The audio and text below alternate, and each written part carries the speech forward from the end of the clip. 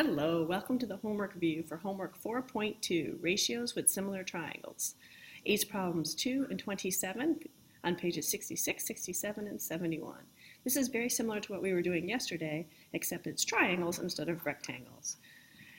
Question 2, for parts A to C, use the triangles below. List all the pairs of similar triangles. So they're just asking you to look at the triangles and figure out if you can see what's similar. Remember, they're similar if you can find side ratios that are the same and the same angles. It's a little tricky with these because the orientation is not the same on the triangle. So you might want to redraw them flipped. Like for example, with A, if you're looking at A, here's our 25 degree here, and here's our 25 degree here. Here's 136, which would correspond with this angle, and here's 19, which would correspond with that angle. So if you could take triangle B and just kind of flip it over a little bit so that the flat side was on top, then you can see how they line up. And if you look at that way, then you can see that A and B are similar.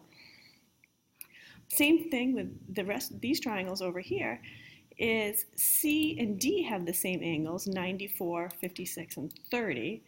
But you can tell right away that triangle E has completely different angles. So triangle E can't be similar. Triangle C and triangle D are similar. So again, it's A and B, and C and D are the two similar triangles.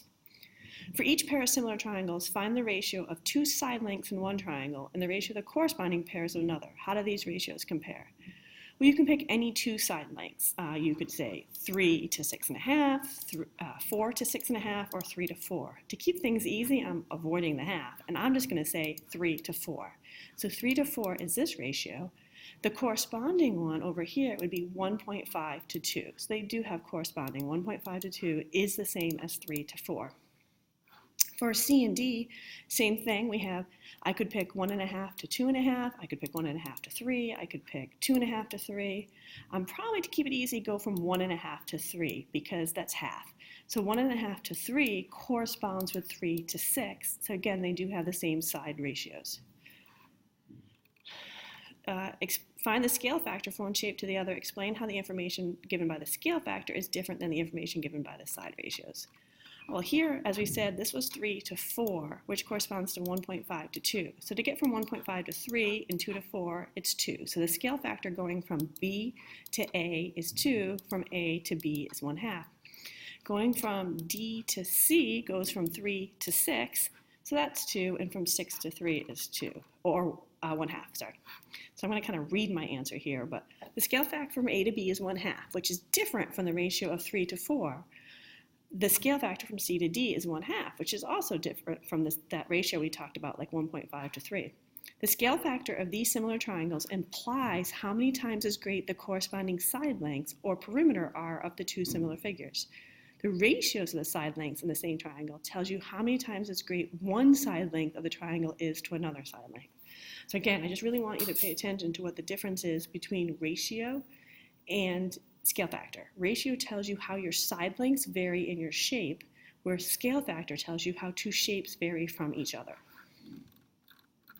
Samantha drew a triangle, on to 27, and my secret word was going to be given by Aaliyah, but she didn't show up. So my secret word is obvious if you've seen me today. My secret word is crutches, since I'm on crutches because I kind of went down the steps wrong yesterday here at school.